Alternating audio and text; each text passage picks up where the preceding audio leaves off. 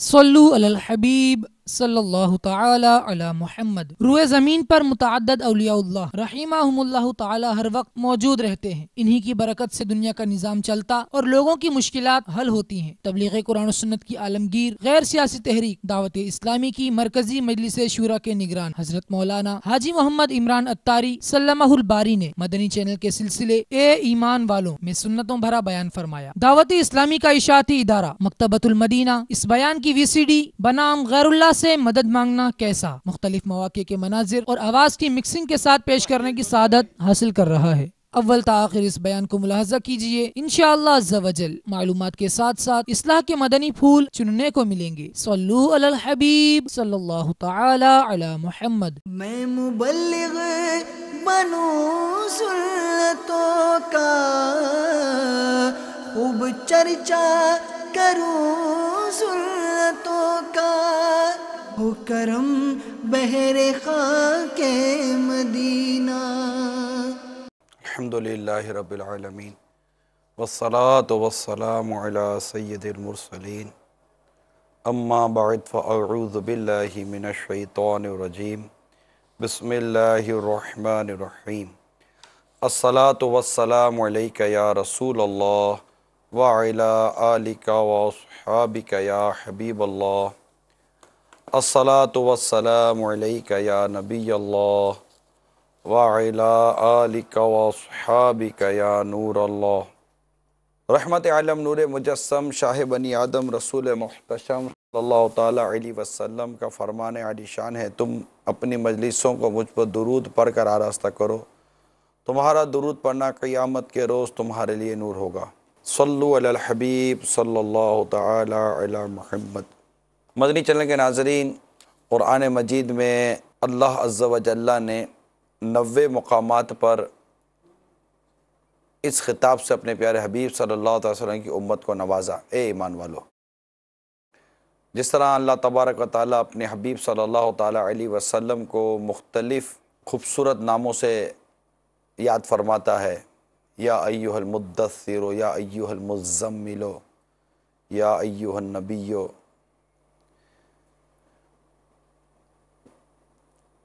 اسی طرح اپنے پیارے حبیب صلی اللہ علیہ وسلم کی امت کو بھی یا ایہا الذین آمنوا، اے ایمان والو کے خطاب سے نوازا گیا ہے۔ تو اس عنوان پر جو آیات کریمہ قرآن پاک میں بیان ہوئی ہیں، ان میں سے چند آیات کریمہ کا یہاں بیان کیا جائے گا۔ مدنی چینل کے ناظرین، اللہ تبارک و تعالیٰ ارشاد فرماتا ہے، یا ایہا الذین آمنوا استعینوا بالصبر والصلاۃ ان اللہ مع الصابرین۔ ترجمہ کنز ایمان، اے ایمان والو صبر اور نماز سے مدد چاہو، بے شک اللہ صابروں کے ساتھ ہے۔ پھر ارشاد فرماتا ہے، وَلَا تَقُولُوا لِمَن يُقْتَلُ فِي سَبِيلِ اللَّهِ أَمْوَاتٌ، اور جو خدا کی راہ میں مارے جائیں انہیں مردہ نہ کہو، بل احیاء وَلَٰكِن لَا تَشْعُرُونَ، بلکہ وہ زندہ ہیں، ہاں تمہیں خبر نہیں۔ وَلَنَبْلُوَنَّكُمْ بِشَيْءٍ مِّنَ الْخَوْفِ وَالْجُوعِ وَنَقْصٍ مِّنَ الْأَمْوَالِ وَالْأَنفُسِ وَالثَّمَرَاتِ، اور ضرور ہم تمہیں آزمائیں گے کچھ ڈر اور بھوک سے، اور کچھ مالوں اور جانوں اور پھلوں کی کمی سے۔ وَبَشِّرِ الصَّابِرِينَ، اور خوشخبری سنا ان صبر والوں کو، الَّذِينَ إِذَا أَصَابَتْهُمْ مُصِیبَہ، کہ جب ان پر کوئی مصیبت پڑے، قالوا، تو کہیں، اِنَّا لِلَّهِ وَإِنَّا إِلَيْهِ راجعون، ہم اللہ کے مال ہیں اور ہم کو اسی کی طرف پھرنا۔ یہ لوگ ہیں جن پر ان کے رب کی درودیں ہیں اور رحمت، وَأُولَئِكَ هُمُ الْمُهْتَدُونَ، اور یہی لوگ راہ پر ہیں۔ آیت نمبر 153 سے 157 آپ نے سنی، اس کا ترجمہ کنز ایمان بھی آپ نے سنا۔ میں سب سے پہلے ان آیات کریمہ کے تحت جو صدر الافاضل نعیم الدین مراد آبادی علیہ رحمۃ اللہ الہادی نے خزائن العرفان میں جو کچھ نقل کیا، پہلے میں اس کا بیان آپ کو کرتا ہوں، اس کے بعد انشاءاللہ عز و جل ان آیات کریمہ میں جو کچھ مضامین ہیں اسے الگ الگ کر کے بیان کرنا پڑے گا، کیونکہ اس میں استعانت کا بیان بھی ہے، صبر کا بیان بھی ہے، نماز کا بیان بھی ہے، اور شہداء کا بھی اس میں بیان ہے، پھر آزمائش اور امتحان کا اس میں بیان موجود ہے کہ اور ضرور ہم تمہیں آزمائیں گے، کچھ ڈر اور بھوک سے اور کچھ مالوں اور جانوں اور پھلوں کی کمی سے۔ اس کی انشاءاللہ عز و جل وضاحتیں آئیں گی۔ پھر جو صبر کرتے ہیں اور ان کی کیا پہچان ہے، یہ جیسے بیان ہوا کہ جب ان پر کوئی مصیبت پڑے تو کہیں ہم اللہ کے مال ہیں اور ہم کو اسی کی طرف پھرنا۔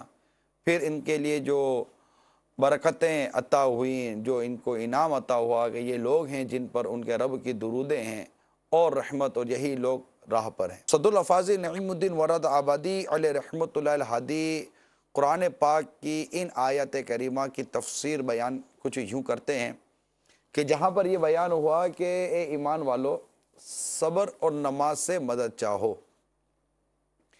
آپ لکھتے ہیں کہ حدیث پاک میں ہے کہ سید عالم نور مجسم صلی اللہ تعالیٰ علیہ وسلم کو جب کوئی سخت مہم پیش آتی تو نماز سے مشغول ہو جاتے، اور نماز سے مدد چاہنے میں نماز استسقاء و صلاۃ الحاجت یہ داخل ہے۔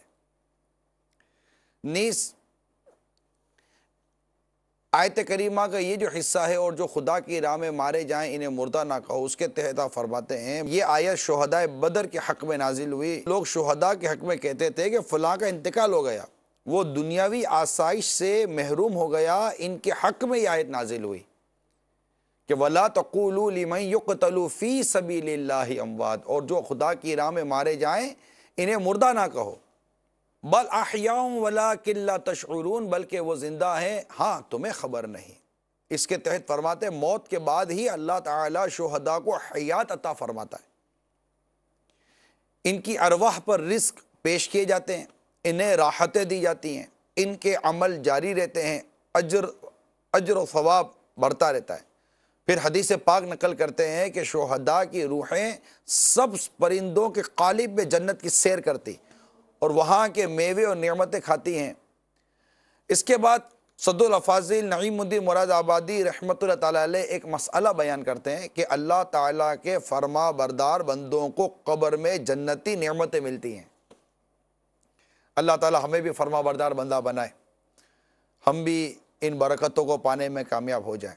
آگے لکھتے ہیں شہید وہ مسلمان مکلف ظاہر ہے جو تیز ہتھیار سے ظلماً مارا گیا اور اس کے قتل سے مال بھی واجب نہ ہو، یا معرکہ جنگ میں مردہ یا زخمی پایا گیا اور اس نے کچھ آسائش نہ پائی، اس پر دنیا میں یہ احکام ہیں کہ نہ اس کو غسل دیا جائے، نہ کفن، اپنے کپڑوں میں ہی رکھا جائے، اسی طرح اس پر نماز پڑھی جائے، اسی حالت میں دفن کیا جائے۔ آخرت میں شہداء کا بڑا رتبہ ہے۔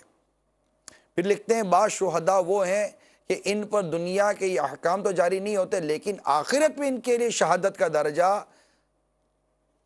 بیان کیا گیا کہ ان کو آخرت میں شہادت کا درجہ ملتا ہے، جیسے ڈوب کر یا دیوار کے نیچے دب کر مرنے والا طالب علم دین، نفاس میں مرنے والی عورت، اور پیٹ کے مرض اور طاعون کے مرض میں، اور جمعہ کے روز مرنے والے وغیرہ، ان کو بھی شہداء میں شمار کیا جاتا ہے۔ میرے مدنی چینل کے ناظرین، اس کے بعد جو ارشاد ہوا اور ضرور ہم تمہیں آزمائیں گے کچھ ڈر سے اور بھوک سے اور کچھ مالوں اور جانوں اور پھلوں کی کمی سے، یعنی آزمائش سے فرما بردار اور نافرمان کا حال ظاہر کرنا مراد ہے۔ بڑی اس میں بہت پیارا مدنی پھول عطا ہوا کہ واقعی جب آزمائش آتی ہے نا تو فرما بردار اور نافرمانوں کے حال ظاہر ہو جایا کرتے ہیں۔ جب بندے پر پڑتی ہے تو وہ پھر جو اس کی کیفیت ہوتی ہے وہ ظاہر ہو جایا کرتی ہے۔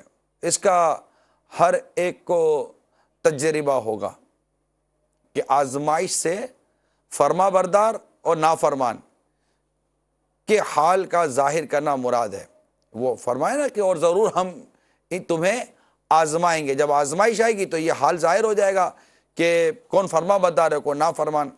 پھر مزید آگے یہ جو ارشاد ہوا نا کہ اور کچھ مالوں سے، یعنی آزمائش میں یہ ہے کہ وَنَقْسِم مِّنَ الْأَمْوَالِ وَالْأَنفُسِ وَالثَّمَرَاتِ، اور کچھ مالوں اور جانوں اور پھلوں کی کمی سے، اس طرح آزمایا جائے گا۔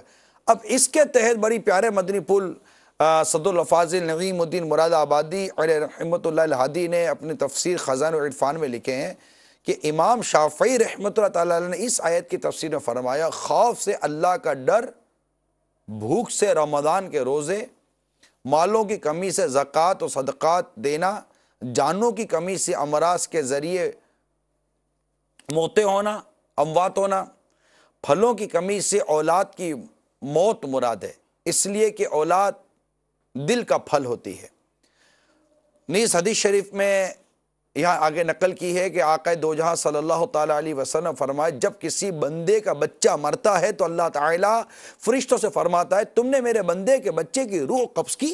وہ عرض کرتے ہیں کہ ہاں یا رب عز و جل۔ پھر فرماتا ہے، تم نے اس کے دل کا پھل لے لیا؟ عرض کرتے ہیں ہاں یا رب عز و جل۔ پھر ارشاد فرماتا ہے، اس پر میرے بندے نے کیا کہا؟ عرض کرتے ہیں، اس نے تیری حمد کی اور کہا انا للہ و انا الیہ راجعون۔ تو اللہ تبارک و تعالیٰ ارشاد فرماتا ہے، اس کے لیے جنت میں مکان بناؤ اور اس کا نام بیت الحمد رکھو۔ یہ اس حدیث پاک کی آپ نے ملاحظہ کیا کہ کیسی اس میں مطلب برکت بیان ہوئی کہ جب بندے کا یہ ایک اولاد کا انتقال ہو جانا، یہ کتنی بڑے صدمے کی بات ہے۔ ہمارے یہاں بعض اوقات اولاد کا جب انتقال ہو جاتا ہے تو باوجود یہ کہ یہ آیت پڑھنی چاہیے، صبر کرنا چاہیے، ہمارے یہاں معاذ اللہ ثم معاذ اللہ بعضوں کا کفر تک بکے جاتے ہیں۔ ایسے ایسے اللہ تبارک و تعالیٰ کے بارے میں کلمات بیان کیے جاتے ہیں، فرشتوں کے بارے میں کلمات بیان کیے جاتے ہیں۔ مدنی چینل کے ناظرین پھنس گئے ہیں کہ ہم کوئی مطلب علم نہیں سیکھ سکے، معلومات حاصل نہیں کر سکے۔ زندگی کا ایک اپنا طرز عمل ہے، زندگی کا ایک اپنا ہمارا اپنا ایک انداز ہے۔ یہ تو اللہ تعالیٰ کی کروڑ رحمت ہے کہ مدنی چینل ہمیں نصیب ہوا ہے، اور اس کے ذریعے ہمیں مدنی مذاکروں کے ذریعے، تو قرآن کی تفسیر کے ذریعے، حدیث پاک کی شروحات کے ذریعے ہمیں بہت سی معلومات گھر بیٹھے نصیب ہو رہی ہے۔ اب آپ غور کیجئے، میں اپنے ایک فیلنگز آپ سے شیئر کر رہا ہوں۔ اب بات چلیے تو چلیں کچھ فیلنگز آپ سے شیئر کر لوں۔ کہ مثال کے طور پر اب یہ دیکھیے کہ یہ بھی اللہ کی ایک بہت بڑی رحمت ہے کہ ہم گھر بیٹھ کر مدنی چینل دیکھ رہے ہیں۔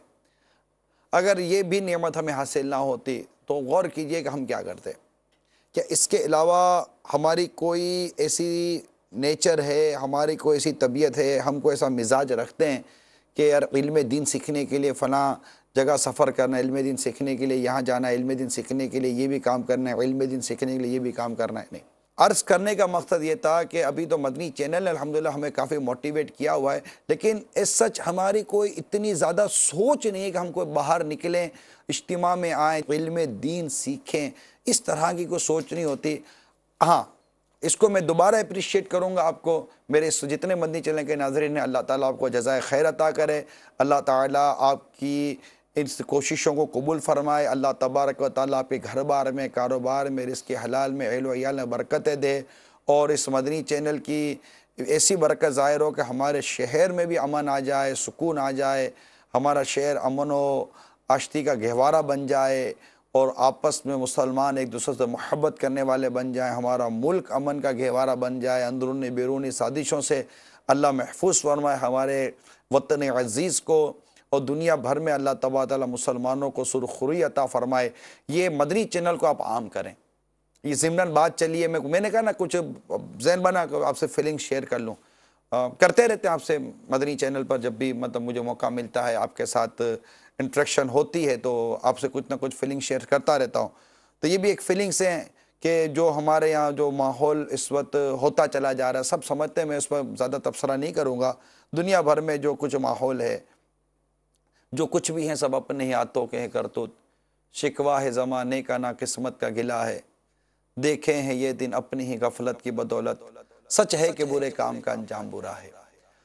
میں سمجھتا ہوں کہ اگر آپ مدنی چینل کے ذریعے کوشش کریں تو بہت سارے جو کمزوریاں ہیں ہمارے معاشرے کی، اور جس کی وجہ سے ہمارا امن و سکون تہوبالا ہوتا چلا جا رہا ہے، آئی تھنک سو کہ اس میں فرق پڑے گا، لوگوں کی سوچ بنے گی نا، ایک موٹیویشن ایک چیز ہے، لوگوں کی مینٹلٹی کریٹ کرنی ہے کہ یہ درست ہے، یہ غلط ہے، یہ ہماری نفس کی شرارت ہے، یہ اللہ کا حکم ہے، یہ پیارے رسول صلی اللہ علیہ وسلم کے ارشادات ہیں، یہ انداز زندگی ہے، مسلمان کو دوسرے مسلمان کے لیے ایسا ہونا چاہیے، ایک مسلمان کا دوسرے مسلمان کے لیے کردار ہونا چاہیے، اپنے وطن والوں کے ساتھ، اپنے پڑوسیوں کے ساتھ، اپنے محلے والوں کے ساتھ، اپنے اطراف کے ساتھ، بھائی بہنوں کے ساتھ، والدین کے ساتھ کیا ایٹیٹیوڈ ہونا چاہیے، سلوک ہونا چاہیے، رویہ ہونا چاہیے، غصے کی مذمت کے متعلق تو بردباری، علم اور ٹالرنس، جس کو مطلب ہمارے آج کل کی ٹرمنالوجیز کے اندر کہا جاتا ہے، یہ ساری چیزیں ہم نے پڑھی تو ہیں، مگر جب ایک چیز بیان کی صورت میں،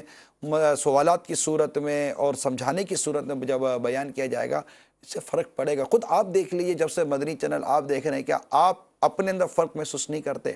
آپ دیکھیں کہ تبدیلی آ جائے گی۔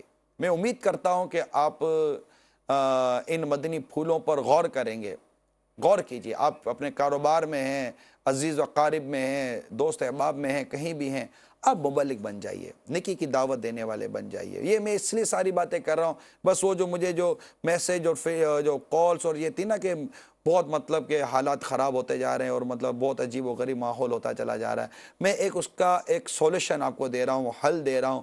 حل قرآن و حدیث پر عمل کرنا ہے، اسلام کی بنیادی اصولوں پر، اسلام کے بنیادی احکامات پر عمل کرنا ہے۔ صلو علی الحبیب صلی اللہ تعالی علی محمد۔ البتہ میرے مدنی چینل کے ناظرین، یہ آیت کریمہ جو اس وقت میں نے آپ کو سنائی، یا ایھا الذین آمنوا استعینوا بالصبر والصلاۃ، اس کے تحت چند مدنی پھول خزان العرفان کے اندر جو بیان ہوئے میں نے عرض کیے، اس میں جو بہت ہی ایک بنیادی بات جو اس میں ہے وہ ہے استعانت کا، اس میں بیان موجود ہے، صبر کا بیان موجود ہے، نماز کا بیان موجود ہے، شہید کا بیان موجود ہے، آزمائش اور امتحان کا بیان موجود ہے۔ اب ظاہر ہے کہ ایک نشست کے اندر یا ایک اس مختصر سے بیان کے اندر ہر ایک کو لیا نہیں جا سکتا، کیونکہ اگر صرف ہم ایمان والوں کی بات کریں، صبر کی بات کریں، تو جیسے یہاں ارشاد ہوا یا ایھا الذین آمنوا استعینوا بالصبر والصلاۃ، اب ایمان والوں کو صبر کا کہا جا رہا ہے۔ ظاہر ہے کہ واویلا کرنے، چیخنے چلانے سے مصیبت نہیں ٹلا کرتی، صبر ہی کرنا پڑتا ہے۔ اسی طرح مصیبتوں سے یہاں یہ جو سمجھایا جا رہا ہے، آزمائشیں وغیرہ جو ہمیں بیان کیا جا رہا ہے کہ یہ اللہ تبارک تعالیٰ کی طرف سے جو آزمائش آتی ہے، اس میں صبر کے سوا اور کوئی چارہ نہیں ہوتا، کہ بہت پیارا مضمون ہے کہ مصیبتوں سے نہ گھبراؤ، کہ ہم مختلف قسم کی مصیبتوں سے تمہاری آزمائش کرتے ہیں۔ کبھی خوف کے ذریعے کہ تم طاقتور دشمن کے ظلم و ستم کے خوف میں مبتلا کر دیے جاتے ہو، اور کبھی بھوک میں مبتلا کر دیے جاتے ہو۔ اس طرح کے انفرادی یا قومی طور پر معاشی حالت کمزور اور تباہ ہونے لگتی ہے، اور کبھی مال و دولت کے نقصان سے تمہاری آزمائش ہوتی ہے کہ تجارت میں خسارہ ہونے لگتا ہے، یا چوری اور ڈکیتی کا وبال آ جاتا ہے، اور کبھی جانوں کے نقصان کا شکار ہوتے ہیں کہ جوان بچے کی لاش تمہارے سامنے ہوتی ہے، عزیز و اقارب کو اپنے ہاتھوں سے دفن کرنا پڑتا ہے، کبھی ثمرات کا نقصان تمہارے اوپر غم و اندوں کا پہاڑ بن کر ٹوٹتا ہے کہ سیلاب، طوفان، دوسری آسمانی آفات تمہاری ہری بھری کھیتیوں اور پھلوں سے لدے ہوئے باغوں کو تباہ و برباد کر دیتے ہیں۔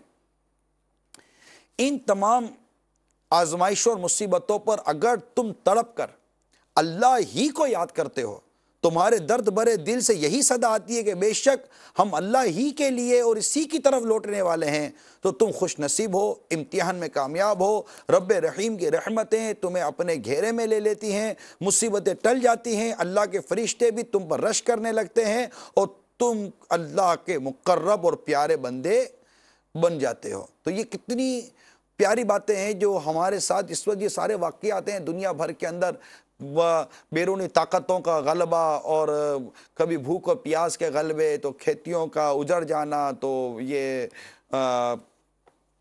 موت اور میتیں اور نہ جانے طرح طرح کی ہیں۔ اب آپ بتائیے کہ سوائے مصیبت پر صبر کرنے کے ہمارے پاس راستہ کیا ہے؟ واویلے کا واویلا نہیں ہے، اور صبر یاد ہے کہ صبر کو کمزوری نہیں ہے، یاد ہے یہ صبر جو ہے نا یہ بڑی ہمت والی ہے۔ آپ دیکھیے کہ یہاں آیا کہ صبر سے مدد چاہو، یعنی اگر آپ پر اور ہم پر کوئی مصیبت آئی ہے اور ہم صبر سے مدد مانگیں، اب یہاں مدد مانگنا ہے، صبر سے مدد لو، اب صبر مدد کرے گا آپ کی اور آپ کو ہمت دے گا۔ تو یہاں استعانت کی بات آ جاتی ہے۔ جب یہاں استعانت کی بات آئے گی تو پھر وہ آیت کریمہ یاد آتی ہے، ایاک نستعین، ہم تجھی، وہ ہے نا کہ ہم تجھی سے مدد چاہیں، اللہ ہی مدد کرتا ہے۔ اب یہ ایک بڑا ہی یوں سمجھیے کہ تفصیلی موضوع ہے استعانت۔ میں چاہتا ہوں کہ یہ ایک ایسا موضوع ہے کہ اس پر کچھ نہ کچھ مدنی پھول آپ کو ملنے چاہیے۔ تو یہاں میں کچھ مدد کا کانسیپٹ جو ہے نا وہ کچھ کلیئر کر دوں کہ یہاں جو پھر یہ آیت کریمہ کوٹ کی جائے گی، ایاک نستعین، سورہ فاتحہ کے اندر جو ہے کہ یعنی ہم تجھی سے مدد چاہیں۔ تو یاد رکھیے میرے مدنی ناظرین، حقیقی جو مددگار ہے نا یہ اللہ عز و جل ہے، اس کی مرضی کے بغیر پتہ بھی نہیں ہلتا۔ البتہ اللہ عز و جل اپنے بندوں کو مدد کا اختیار دیتا ہے۔ یہ کانسیپٹ کلیئر کر لیجئے، بہت سارے وسوسوں سے انشاءاللہ عز و جل ہم بچ جائیں گے۔ اچھا، اس اختیار کی بنا پر ان بندوں کا مدد کرنا اللہ ہی کا مدد کرنا ہوتا ہے۔ جیسے غزوہ بدر میں فرشتوں نے آ کر مدد کی، لیکن اللہ عز و جل نے فرمایا وَلَقَدْ نَصَرَكُمُ اللَّهُ بِبَدْرٍ، بے شک اللہ نے بدر میں تمہاری مدد فرمائی۔ یہاں فرشتوں کی مدد کو اللہ عز و جل کی مدد کہا گیا۔ اس کی وجہ یہی ہے کہ فرشتوں کا اختیار اللہ کے دینے سے ہے، تو حقیقتاً اللہ عز و جل ہی کی مدد ہوئی۔ یہی معاملہ انبیاء کرام، اولیاء عظام علیہم الصلاۃ والسلام و رحمہم اللہ السلام کا ہے کہ وہ اللہ عز و جل کی عطا سے مدد کرتے ہیں، اور حقیقتاً وہ مدد اللہ عز و جل کی ہوتی ہے۔ کتنا یہ کانسیپٹ کلیئر کریں پلیز۔ جیسا حضرت سیدنا سلیمان علیہ نبینا علیہ الصلوۃ والسلام نے اپنے وزیر عاصم بن برقیہ سے تخت لانے کا فرمایا، اور انہوں نے پلک جھپکنے میں تخت حاضر کر دیا۔ اس پر فرمایا ھذا من فضل ربی، ھذا من فضل ربی، یہ میرے رب کا فضل ہے۔ اور جو بدر کا بیان ہوا یہ پارہ 4 سورہ آل عمران آیت نمبر 123 میں اس کا ارشاد ہے۔ اسی طرح نبی کریم صلی اللہ تعالی علیہ وسلم نے تھوڑے سے کھانے سے پورے لشکر کو سیر کیا، بخاری کی حدیث ہے۔ دودھ کے ایک پیالے سے 70 صحابہ کو سیر کر دیا، یہ بھی بخاری کی حدیث ہے۔ انگلیوں سے پانی کے چشمے جاری کر کے 1400 یا اس سے بھی زائد افراد کو سیراب کر دیا۔ لعاب دہن یعنی تھوک مبارک سے بہت سے لوگوں کو شفا عطا فرمائی۔ یہ تمام مددیں چونکہ اللہ عز و جل کی عطا کردہ طاقت سے تمہیں تھی، لہٰذا سب اللہ عز و جل ہی کی مدد ہیں۔ اب اس کی مزید تفصیل بھی بیان کی جا سکتی ہے۔ اب یہاں پر ایک وسوسہ اور آئے گا کہ بظاہر ایسا لگتا ہے کہ عبادت کی طرح مدد مانگنا بھی خدا سے ہی خاص ہے۔ ایاک نعبد و ایاک نستعین، جب غیر خدا کی عبادت شرک تو غیر خدا سے مدد مانگنا کیوں شرک نہیں؟ یہ ایک وسوسہ پیدا ہوتا ہے۔ میرے مدنی چینل کے ناظرین، اس آیت کریمہ میں مدد سے مراد حقیقی مدد ہے، یعنی ہم تجھی سے مدد چاہیں، یا اللہ عز و جل حقیقی کارساز سمجھ کر ہم تجھی سے مدد مانگتے ہیں۔ رہا اللہ عز و جل کے بندوں سے مدد مانگنا، وہ محض واسطہ فیض الہی سمجھ کر ہے، جیسے کہ قرآن کریم میں ہے، سورہ انعام آیت نمبر 57 میں ترجمہ کنز الایمان، اور حکم نہیں مگر اللہ کا۔ اس کے ساتھ سورہ بقرہ آیت نمبر 255 تیسرے پارے میں ارشاد ہوتا ہے لہو ما فی السماوات و ما فی الارض، اس کا ہے جو کچھ آسمانوں میں اور جو کچھ زمین میں۔ یقیناً دونوں آیتوں سے مراد یہی ہے کہ حقیقی حکم اور حقیقی ملکیت اللہ عز و جل کے لیے ہے، ورنہ تو حاکم کا حکم ماننا اور کسی بھی چیز مثلا مکان، مال، سامان پر اپنی ملکیت کا دعویٰ کرنا ہی شرک ٹھہرے گا۔ اسی طرح ایاک نستعین یعنی ہم تجھی سے مدد چاہیں سے بھی یہی مراد ہے کہ حقیقی معنوں میں اللہ عز و جل ہی کارساز یعنی کام بنانے والا اور مددگار ہے، اور عطا الہی سے دوسرے بھی مددگار ہیں۔ اگر آیت کریمہ کے صرف یہی معنی لیے جائیں کہ غیر خدا سے کسی بھی قسم کی مدد مانگنا شرک ہے، تو پھر دنیا میں کوئی بھی مسلمان نہیں رہ سکتا، نہ تو انبیاء کرام علیہ الصلوۃ والسلام، نہ ہی صحابہ کرام علیہ الرضوان، مہاجر صحابہ کرام علیہ الرضوان کی مدد کر کے ہی اہل مدینہ انصار کہلائے۔ اور انصار کا معنی ہے کیا؟ مددگار، انصار و مہاجر۔ تو یوں معاذ اللہ عز و جل صحابہ کرام علیہ الرضوان مشرک کہہ رہے، نیز نہ اولیاء کرام شرک سے بچے، نہ ہی علماء کرام، کیونکہ قدم قدم پر غیر اللہ کی مدد کی ہر ایک کو حاجت رہتی ہے۔ غور فرمائیے، انسان اپنی پیدائش سے لے کر قبر میں دفن ہونے تک بلکہ تا قیامت بندوں کی مدد کا محتاج ہے۔ دائی، مڈ وائف کی مدد سے ولادت ہوئی، ماں باپ کی مدد سے پرورش پائی، بیماری ہوئی تو ڈاکٹر کی مدد سے شفا پائی، استاد کی مدد سے تعلیم ملی۔ اس طرح مطلب کہ یہ کچھ بھی نہیں ہو سکے گا اگر ہم اس کے وہ معنی لے لیں جو وسوسے کے طور پر دلوں میں آ جاتے ہیں۔ تو اب مرنے کے بعد بھی دوسروں کی امداد کا سلسلہ ہے کہ پھر غسال کی مدد سے غسل ہو، کفن پہنا، گورکن کی مدد سے قبر کھدی، مسلمان کی مدد سے دفن ہوئے، اور اب ایصال ثواب کے ذریعے قیامت تک مدد جاری رہے گی۔ پھر بروز قیامت تاجدار رسالت صلی اللہ تعالیٰ علیہ وسلم کی شفاعت کی حاجت ہوگی، جو کہ بہترین، یقیناً بہترین مدد ہے۔ آج لے ان کی پناہ، آج مدد مانگ ان سے، پھر نہ مانیں گے قیامت میں اگر مان گئے۔ آج ماننے کا ہے۔ ہائے ہائے، قیامت کی مدد کا حال دیکھیے۔ اللہ عز و جل کے حبیب صلی اللہ علیہ وسلم کا فرمان علی شان ہے، جنتی جنت میں علماء کرام کے محتاج ہوں گے، اس لیے کہ وہ ہر جمعہ کو اللہ کے دیدار سے مشرف ہوں گے۔ اللہ عز و جل ان سے ارشاد فرمائے گا، تمنوا علیہ ما شئتم، یعنی مجھ سے مانگو جو چاہو۔ اب وہ جنتی علماء کرام کی طرف متوجہ ہوں گے کہ آپ اپنے رب کریم سے کیا مانگیں؟ وہ فرمائیں گے یہ مانگو وہ مانگو۔ تو جیسے لوگ دنیا میں علماء کرام کے محتاج تھے، جنت میں بھی ان کے محتاج ہوں گے۔ کتنی خوبصورت سی حدیث ہے، یہ جامع الصغیر کی روایت ہے۔ اسی طرح سورہ مائدہ کی دوسری آیت میں ارشاد ہوتا ہے، وَتَعَوَنُوا عَلَى الْبِرِّ وَالتَّقْوَى وَلَا تَعَوَنُوا عَلَى الْإِثْمِ وَالْعُدْوَانِ۔ ترجمہ کنز الایمان، اور نیکی اور پرہیزگاری پر ایک دوسرے کی مدد کرو، اور گناہ اور زیادتی پر باہم مدد نہ دو۔ وَاسْتَعِينُوا بِالصَّبْرِ وَالصَّلَاةِ، اور صبر اور نماز سے مدد چاہو۔ اس کے تحت یہ سارا مطلب کہ ہم بیان سن رہے ہیں۔ اسی طرح سکندر ذوالقرنین نے مدد مانگی۔ سکندر ذوالقرنین رحمۃ اللہ تعالیٰ علیہ نے جانب مشرق سفر فرمایا تو ایک قوم کی شکایت پر یاجوج ماجوج اور اس قوم کے درمیان دیوار قائم کرتے ہوئے اس قوم کے افراد سے آپ نے ارشاد فرمایا، میری مدد طاقت سے کرو۔ یہ سورہ کہف کے اندر ہے۔ اچھا، اسی طرح دین خدا کی مدد کا بیان قرآن پاک میں موجود ہے، ان تنصروا اللہ ینصرکم، اگر تم دین خدا کی مدد کرو گے اللہ تمہاری مدد کرے گا۔ اسی طرح نبی علیہ السلام کا غیر اللہ سے دین کے لیے مدد طلب فرمان، حضرت عیسیٰ علیہ السلام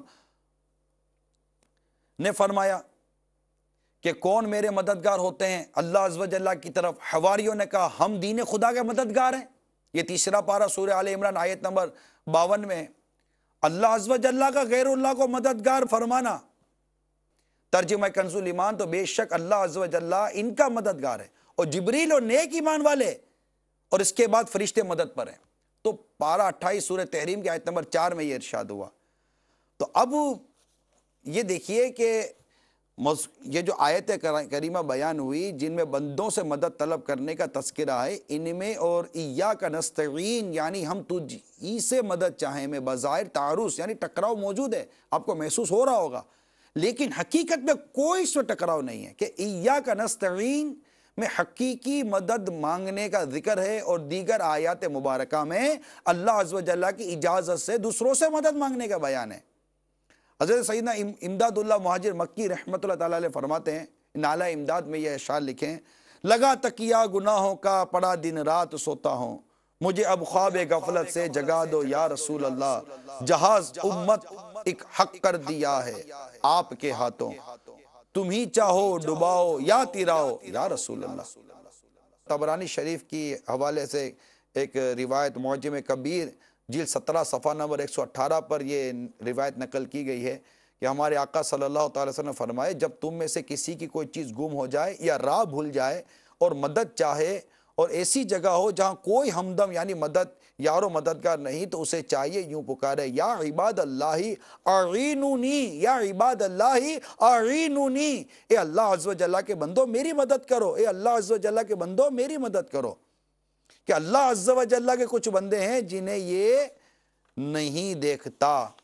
مدنی چینل کے ناظرین، خاتم النبیین صلی اللہ تعالی علیہ وآلہ وسلم کا فرمان دل نشین ہے، جب تم میں سے کسی ایک کی سواری یعنی جانور ویران زمین میں بھاگ جائے تو یوں پکارے یا عباد اللہ احبسو، یا عباد اللہ احبسو، یعنی اے اللہ کے بندو روک دو، اے اللہ کے بندو روک دو۔ اللہ عز و جل کے کچھ بندے روکنے والے ہیں جو اسے روک دیں گے۔ یہ روایت بھی معجم کبیر سے بیان ہوئی۔ کروڑوں حنفیوں کے پیشوا حضرت سیدنا ملا علی قاری رحمۃ اللہ تعالی علیہ بیان کردہ جو بھی میں نے حدیث بیان کی کے بارے میں مرقات جلد 5 صفحہ نمبر 295 پر لکھتے ہیں، بعض ثقہ یعنی قابل اعتماد علماء کرام رحمہم اللہ السلام نے فرمایا ہے یہ حدیث پاک حسن ہے۔ یہ حدیثوں کی اقسام ہے، صحیح، حسن اور غریب، تو ضعیف بھی حدیثیں آتی ہیں، موضوع حدیثیں بھی آتی ہیں جو گھڑی جاتی ہیں۔ تو یہ احادیث مبارکہ کی اقسام ہے، ان میں سے ایک اچھی قسم ہے حدیث حسن، اور مسافروں کو اس کی ضرورت پڑتی ہے، آپ لکھتے ہیں۔ اور مشائخ کرام رحمہم اللہ السلام سے مروی ہے کہ یہ امر مجرب یعنی تجربہ شدہ ہے۔ اب جب بزرگوں نے یہ روایت نقل کی، ہمارے امام طبرانی رحمۃ اللہ تعالیٰ نے، بڑے مشہور محدث ہیں، طبرانی شریف کے حوالے سے یہ جانا پہچانا نام ہے، اور پھر بہت ہی زبردست حنفی امام ملا علی قاری رحمۃ اللہ تعالیٰ علیہ اس حدیث پاک کو حسن فرمائیں۔ پھر ساتھ ہی یہ فرمائے کہ مشائخ کرام سے یہ مروی ہے کہ یہ روایت پر عمل کرنا یہ ایک تجربہ شدہ ہے کہ اس طرح کے عمل کرنے سے مدد ہوئی ہے۔ اور اس کے آگے ہے انشاءاللہ تعالیٰ میں آپ کو روایت سناتا ہوں کہ امام نووی رحمۃ اللہ تعالیٰ علیہ اپنی کتاب الاذکار کے صفحہ نمبر پیج نمبر 181 پر لکھتے ہیں، میرے ایک استاذ محترم جو کہ بہت بڑے عالم تھے، ایک مرتبہ ریگستان میں ان کی سواری بھاگ گئی، ان کو اس حدیث پاک کا علم تھا۔ کون سی حدیث؟ یا عباد اللہ احبسو، یا عباد اللہ احبسو۔ انہوں نے یہ کلمات کہے، یعنی یا عباد اللہ احبسو، یعنی اللہ کے بندو اسے روک دو، دوبارہ کہا تو اللہ عز و جل نے اس سواری کو اسی وقت روک دیا۔ مزید فرماتے ایک مرتبہ میں، یعنی یہاں لکھنے والے علامہ نووی رحمۃ اللہ تعالیٰ علیہ جو مسلم شریف کی زبردست شرح لکھی ہے، انہوں نے ایک قافلے کے ساتھ سفر میں تھا، فرماتے ہیں کہ میں سفر میں تھا، اس قافلے کی ایک سواری بھاگ گئی، وہ اس کو روکنے سے عاجز آ گئے، میں نے یہ کلمات کہے تو بغیر کسی اور سبب کے صرف ان کلمات کی وجہ سے وہ سواری اسی وقت رک گئی۔ الاذکار صفحہ نمبر 181 حدیث نمبر 610 کے تحت ہے۔ اب یہاں ایک وسوسہ اور آتا ہے کہ چلے مان لیا کہ جو حیات ہیں، جو زندہ ہیں، ان سے تیرے مدد لے لی، امداد وہ کر سکتے ہیں، لیکن جو فوت شدگان ہیں، انتقال کر گئے، آئیے اب اس کی بات کرتے ہیں۔ تو پہلے تو یہ ذہن نشین فرما لیجئے میرے مدنی چینل کے ناظرین کہ آیت مبارکہ جو اس کے ہم نے جو موضوع جو ہمارا چلا وَإِيَّاكَ نَسْتَعِينُ، یعنی اور تجھی سے مدد چاہیں، میں زندہ مردہ کی کوئی قید نہیں، لہذا جب زندوں کی مدد کے آپ قائل ہو گئے تو وفات یافتوں سے مدد مانگنا اور ان کا مدد کرنا بھی انشاءاللہ عز و جل یہ بھی ہماری سمجھ میں آئی جائے گا کہ جن وفات شدگان سے مدد مانگی جا رہی ہے وہ در حقیقت مردہ نہیں بلکہ بھی اذن الہی زندہ ہیں۔ آپ کو یہ تو معلوم ہی ہوگا کہ حضرت سیدنا موسیٰ کلیمنا علی نبینا و علیہ السلام نے اپنی وفات ظاہری کے بعد اور 2500 برس کے بعد امت مصطفیٰ صلی اللہ علیہ وسلم کی یہ مدد فرمائی کہ شب معراج میں 50 نمازوں کے بجائے 5 کرا دی۔ یہ شاید میرے مدنی چینل کے ناظرین کو یہ واقعہ جو معراج کے حوالے سے بیان کیا جاتا ہے یہ یاد ہوگا کہ اور اللہ تبارک و تعالیٰ جانتا تھا کہ نمازیں 5 رہیں گی، مگر 50 مقرر فرما کر پھر 2 پیاروں کے ذریعے سے 5 مقرر فرمائیں۔ لہذا جو فوت شدگان کی مدد اور تعاون کے قائل ہیں ان کو چاہیے کہ روزانہ 50 پڑھے۔ پھر یہ جو 50 کی 5 ہوئی تو یہ مدد ہی تو تھی ہماری، کہ جب سرکار صلی اللہ تعالیٰ علیہ وسلم معراج سے جب تشریف لائے، جب عرش کا سفر بھی اختیار فرمایا تو موسیٰ کلیم اللہ نبی علیہ السلام سے ملاقات ہوئی، اور پھر آپ نے جو کچھ ارشاد فرمایا کہ آپ کم کرائیے کم کرائیے کم کرائیے، پھر کم کرواتے 50 کی 5 رہ گئیں۔ تو یہ روایت بڑی مشہور ہے، ابن ماجہ کی روایت ہے۔ اس کے ساتھ ہی سرکار مدینہ صلی اللہ علیہ وسلم کا فرمان عالی شان ایک اور سن لیجئے کہ میرے آقا صلی اللہ تعالی وسلم ارشاد فرماتے ان اللہ حرم علی الارض ان تأکل اجساد الانبیاء فنبی اللہ حی و یرزق، یعنی اللہ تعالیٰ نے انبیاء کے اجسام یعنی جسموں کو مٹی پر حرام فرما دیا ہے۔ اللہ کے نبی زندہ رہتے ہیں اور انہیں رزق دیا جاتا ہے۔ یہ بھی ابن ماجہ جلد 2 صفحہ نمبر 291 یہ روایت ہے۔ تو اس سے معلوم ہوا کہ انبیاء کرام علیہم الصلاۃ والسلام زندہ ہیں۔ نیز صحیح احادیث مبارکہ سے یہ بھی ثابت ہے کہ حج ادا فرماتے ہیں، اپنے اپنے مزاروں میں نمازیں بھی پڑھتے ہیں۔ چنانچہ حضرت سیدنا انس رضی اللہ تعالیٰ عنہ سے روایت ہے کہ رسول اللہ صلی اللہ تعالیٰ علیہ وسلم نے ارشاد فرمایا الانبیاء احیاء فی قبورہم یصلون، یعنی انبیاء کرام اپنی قبروں میں زندہ ہیں، نماز پڑھتے ہیں۔ حضرت سیدنا امام مناوی علیہ رحمت الکافی نے فرمایا یہ حدیث صحیح ہے، اور یہ آپ کا ارشاد فیض القدیر میں نقل کیا گیا ہے۔ علماء کرام رحمہم اللہ السلام فرماتے ہیں کہ بعض اوقات انسان مکلف نہیں ہوتا پھر بھی لطف اندوز ہونے کے لیے اعمال ادا کرتا ہے، جیسا کہ انبیاء کرام کا اپنی مبارک قبروں میں نماز پڑھنا حالات کے آخرت دار عمل نہیں ہے، لیکن ایک نماز سے لطف اندوز ہونا اس سے مراد لیا جائے گا۔ پھر مسلم شریف کی حدیث پاک بھی سنیے کہ حضرت سیدنا انس رضی اللہ تعالیٰ عنہ سے روایت ہے کہ رسول اللہ صلی اللہ تعالیٰ علیہ وسلم فرمایا شب معراج حضرت موسیٰ علیہ السلام کے پاس سے ہمارا گزر ہوا، وہ سرخ ٹیلے کے پاس اپنی قبر میں نماز پڑھ رہے تھے۔ مسلم شریف کی روایت ہے۔ ہدایت کے بخشش میں میرے آقا اعلیٰ حضرت امام اہل سنت مجدد دین و ملت پروانہ شمع رسالت امام عشق و محبت مولانا شاہ امام احمد رضا خان علیہ رحمت الرحمن ایک اپنا اشعار لکھتے ہیں انبیاء کو بھی اجل آنی ہے، انبیاء کو بھی اجل آنی ہے مگر ایسی کہ فقط آنی ہے۔ انبیاء کو بھی اجل آنی ہے مگر ایسی کہ فقط آنی ہے، پھر اسی آن کے بعد ان کی حیات، پھر اسی آن کے بعد ان کی حیات مثل سابق وہی جسمانی ہے، روح تو سب کی ہے زندہ ان کا، جسم پر نور بھی روحانی ہے۔ سبحان اللہ، صلو علی الحبیب صلی اللہ تعالی علی محمد وعلی آلہ وصحبہ وبارک وسلم۔ یہ جو باتیں میں نے اب تک آپ کو بیان کی کہ انبیاء کرام علیہ السلام کے حوالے سے، اولیاء کرام کے حوالے سے، کہ جو وفات کے بعد کا جو معاملہ ہے، وہ فوت شدگان کا جو معاملہ ہے، تو اس کے حوالے سے ہماری کیا سوچ ہونی چاہیے، اسلام اس معاملے میں کیا رہنمائی کر رہا ہے، ان کی جو بات کی حیات ہے اس کے متعلق اسلام اور شریعت ہماری کیا رہنمائی کرتی ہے، ہمیں ہر پہلو پر غور کرنا چاہیے۔ یہ سارے اسلام اور شریعت کی باتیں میں آپ کو بیان کر رہا ہوں، قرآن کی آیتیں میں نے آپ کو پڑھ کر سنائی ہے، میں نے آپ کو صحیح احادیث مبارکہ پڑھ کر سنائی۔ آئیے ایک اور صحیح حدیث سنتے ہیں۔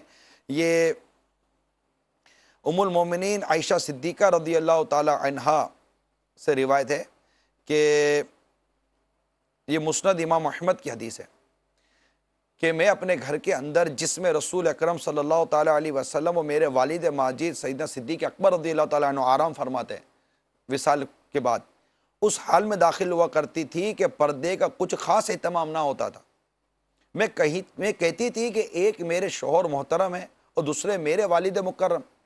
جب ان کے ساتھ امیر المومنین حضرت سیدنا فاروق اعظم رضی اللہ تعالیٰ عنہ دفن ہوئے تو اللہ عز و جل کی قسم فاروق اعظم رضی اللہ تعالیٰ عنہ سے حیا کی بنا پر اس طرح داخل ہوتی تھی کہ میں نے اپنے جسم کو خوب اچھی طرح کپڑوں میں لپیٹ رکھا ہوتا تھا، تو معلوم ہوا کہ ام المومنین حضرت سیدہ عائشہ صدیقہ رضی اللہ تعالی عنہ کو اس امر میں کوئی شک نہ تھا کہ دنیا سے پردہ فرما لینے کے باوجود بھی میرے سرتاج صاحب معراج صلی اللہ تعالی علیہ وسلم اور سیدنا صدیق اکبر رضی اللہ تعالی عنہ مزار مبارک کے اندر رہتے ہوئے بھی مجھے دیکھ رہے ہیں.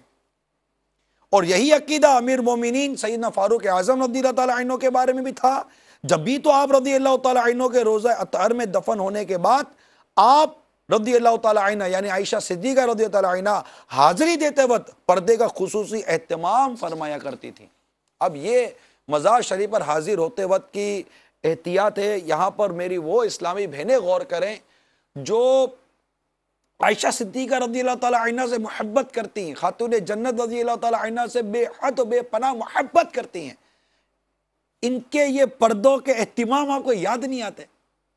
ان کا یہ پردہ کرنا, پردوں کے ساتھ اپنے اندر اپنے آپ کو لپیٹ کے رکھنا, یہ کتنی ہمیں چوٹ کرنے والی, ہمیں جھنجھوڑنے والی بات ہے. میری اسلامی بہنوں نیت کر لیں کہ اب ہمیں کوئی غیر محرم نہیں دیکھے گا. آپ اپنے اندر اتنی پختگی اور اپنے اندر اتنے پردے کا اہتمام کریں کہ غیر محرم ہمیں نہیں دیکھے گا. اس کے لیے آپ دعوت اسلامی کا جو ہمارے اسلامی بہنوں کا جو مدنی ماحول ہے اس کے قریب آئیے, ہمارے اسلامی بہنوں سے رابطہ کیجئے, ان کے اجتماعات میں, درس میں, مدرسوں مدنی بالغات میں شرکت کیجئے. آپ کو انشاءاللہ ماحول ملے گا. ابھی تک جو آپ کو ماحول ملا ہے وہ بے پردہ ملا ہے, تو آپ کو ایسا لگتا ہے کہ بے پردے کی نہیں. آپ ایک مرتبہ تھوڑا سا یو ٹرن لے لیجئے, آ جائیے تھوڑا سا دعوت اسلامی کی طرف, ان عاشقات کی طرف آ جائے. آپ کو یہاں کا لگے گا کہ پردہ ہی پردہ ہے.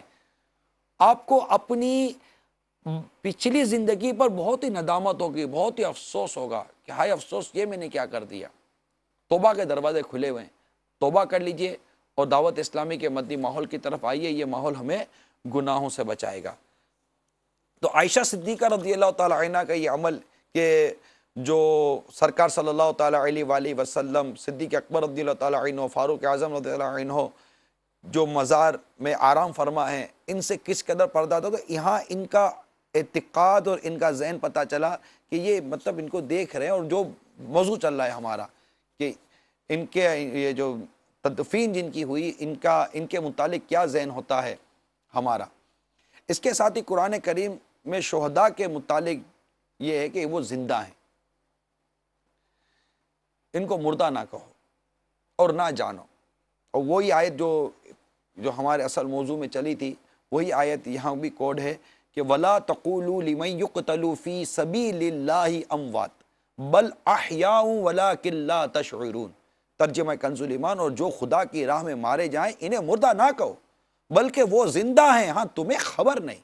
مفسر شہیر حکیم الامت مفتی احمد یار خان لکھتے ہیں جب یہ زندہ ہوئے شہداء تو ان سے مدد حاصل کرنا بھی جائز ہوا. جو حضرات عشق الہی کی تلوار سے مقتول ہوئے تو وہ بھی اس میں داخل ہیں. اس لیے حدیث پاک میں آیا ہے کہ جو ڈوب کر مرے, جل جائے, طاعون میں مرے, عورت زچگی کی حالت میں مرے, طالب علم دین, مسافر وغیرہ سب شہید ہیں. میرے آقا اعلیٰ حضرت امام اہل سنت مجدد دین و ملت پروانِ شمع رسالت مولانا شاہ امام احمد رضا خان علیہ رحمت الرحمن فتاوی رضویہ جلد 29 پیج نمبر 545 545 پر فرماتے ہیں اولیاء کرام بعد وفات زندہ ہیں مگر نہ مثل انبیاء علیہ السلام, کیونکہ انبیاء کی حیات روحانی, جسمانی, دنیاوی ہے. یہ حضرات بالکل اسی طرح زندہ ہوتے ہیں جس طرح دنیا میں تھے, اور اولیاء کرام کی حیات ان سے کم اور شہداء سے زائد, جن کے بارے میں قرآن عظیم میں فرمایا ان کو مردہ مت کہو وہ زندہ ہیں. یہ فتاوی رضویہ کے حوالے سے میں نے بیان کیا. اس کے ساتھ ہی محقق علی الاطلاق خاتم المحدثین حضرت علامہ شیخ عبدالحق محدث دہلوی رحمۃ اللہ تعالی علیہ ارشاد فرماتے ہیں اللہ عز و جل کے ولی اس دار فانی یعنی ختم ہو جانے والی دنیا سے دار بقا یعنی باقی رہنے والے جہان کی طرف منتقل ہو جاتے ہیں. دیکھیں یہ مفسرین, محدثین, علماء کاملین کے آپ کو ارشادات سنا رہا ہوں جو ہمیں اس معاملے میں کتنی خوبصورت رہنمائی کر رہے ہیں اور ہمارے کیسے وسوسوں کا علاج ہو رہا ہے. اور کیسے ماشاءاللہ یہ شریعت کے مدنی پھول ہمیں ہمیں سمجھا رہے ہیں کہ اللہ عز و جل کے ولی اس دار فانی یعنی ختم ہو جانے والی دنیا سے دار بقا یعنی باقی رہنے والے جہان کی طرف منتقل ہو جاتے ہیں. وہ اپنے پروردگار عز و جل کے پاس زندہ ہیں، انہیں رزق دیا جاتا ہے اور خوش و خرم ہیں، لیکن لوگوں کو اس کا شعور نہیں. حضرت علامہ ملا علی قاری رحمۃ اللہ تعالی علیہ ارشاد فرماتے ہیں لا فرق لهم فی الحالین ولذا قیل اولیاء اللہ لا یموتون ولکن ینتقلون من دار الی دار. یعنی اولیاء کرام رحمہ اللہ السلام کی دونوں حالتوں یعنی زندگی اور موت میں اصلاً فرق نہیں. لا فرق لهم، اصلاً فرق نہیں، اسی لیے کہا گیا ہے کہ وہ مرتے نہیں بلکہ ایک گھر سے دوسرے گھر تشریف لے جاتے ہیں. یہ مرقات شرح مشکات تیسری جلد پیج نمبر 459 کے حوالے سے نقل کیا گیا ہے. تو میرے مدنی چینل کے ناظرین، اس موضوع کو مزید واضح کرنے کے لیے، مزید سمجھنے کے لیے آپ کو ایک آدھ حکایت بھی سناتا ہوں. انشاءاللہ تعالیٰ آپ کو مزید اس میں لطف و سرور محسوس ہوگا کہ ہمارے حضور غوث اعظم علیہ رحمت اکرم جو حنبلی یعنی حضرت سیدنا امام احمد بن حنبل رضی اللہ تعالیٰ عنہ کے مقلد تھے.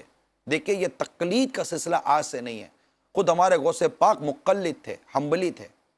اس طرح ہمارے داتا گنج بخش علی حجبیری رحمت حنفی تھے.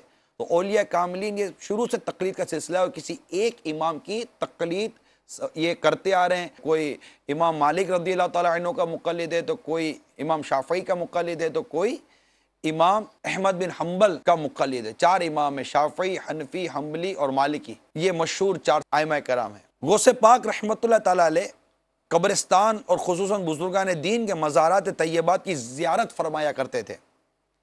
چنانچہ حضرت سیدنا شیخ علی بن حیتی رحمت اللہ تعالیٰ علیہ بیان کرتے ہیں کہ میں نے حضرت سیدنا شیخ عبد القادر جیلانی قدس سرہ نورانی اور شیخ بقا بن بطور رحمت اللہ تعالیٰ علیہ کے ہمراہ حضرت سیدنا امام احمد بن حنبل رضی اللہ تعالیٰ عنہ کے مزار فائز الانوار کی زیارت کی.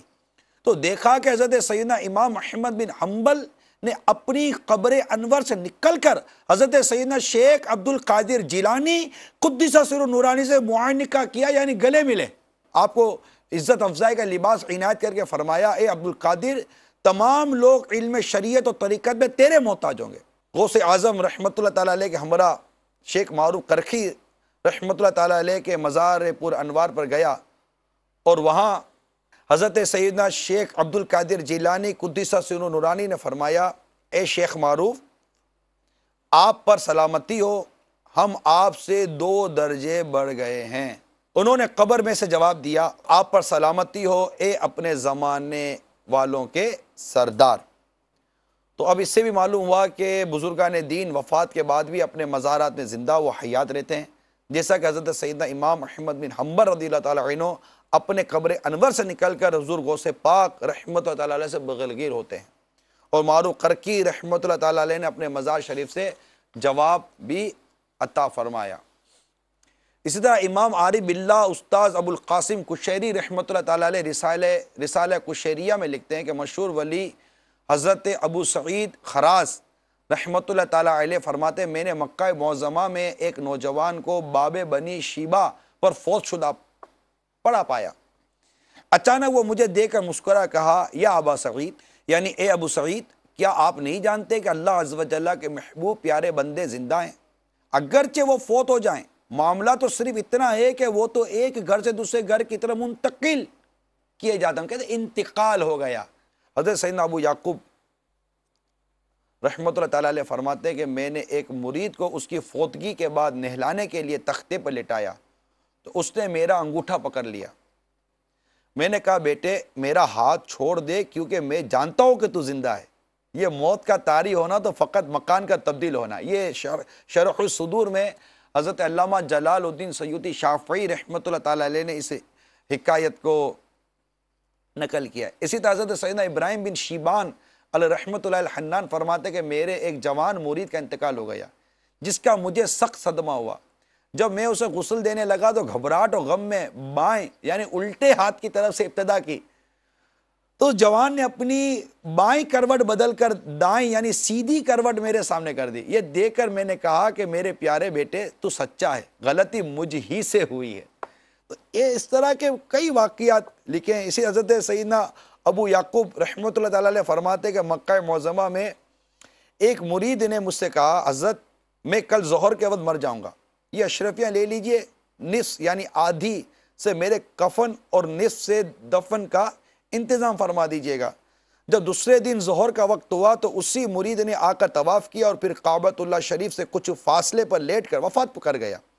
میں نے حسب وصیت اس کے کفن دفن کا انتظام کیا۔ جب اسے قبر میں اتارا تو اس نے اپنی آنکھ کھول دی۔ میں نے کہا موت کے بعد زندگی؟ اس نے جواب دیا جی ہاں میں زندہ ہوں، اللہ عز و جل کا ہر محب زندہ ہے۔ یہ بھی شرح صدور میں علامہ جلال الدین سیوطی شافعی رحمۃ اللہ تعالیٰ علیہ نے اس کو نقل کیا۔ جبھی میلی نہیں ہوتی دہن میلا نہیں ہوتا، جبھی میلی نہیں ہوتی دہن میلا نہیں ہوتا، شہیدوں اور ولیوں کا کفن میلا نہیں ہوتا۔ خدا کی رحمتیں ہر دم برستی ہیں مزاروں پر، انہیں کیڑے نہیں کھاتے بدن میلا نہیں ہوتا۔ اللہ تعالی ہمیں اولیاء کرام کی محبت، ان کی برکتیں، ان کا فیض عطا فرمائے۔ اللہ تعالیٰ نے جو انہیں قدرت طاقت عطا کی، ہمیں اس سے استفادہ کرنے کی توفیق عطا فرمائے۔ جو کچھ میں نے بیان کیا اللہ تعالیٰ اسے قبول کرے، جو غلطیاں کوتاہیاں ہوئیں اللہ تعالیٰ اسے معاف فرمائے۔ آمین بجاہ نبی الامین صلی اللہ تعالیٰ علیہ وسلم۔ میں مبلغ بنوں سنتوں کا، خوب چرچا کروں سنتوں کا، ہو کرم بہر خاک مدینہ۔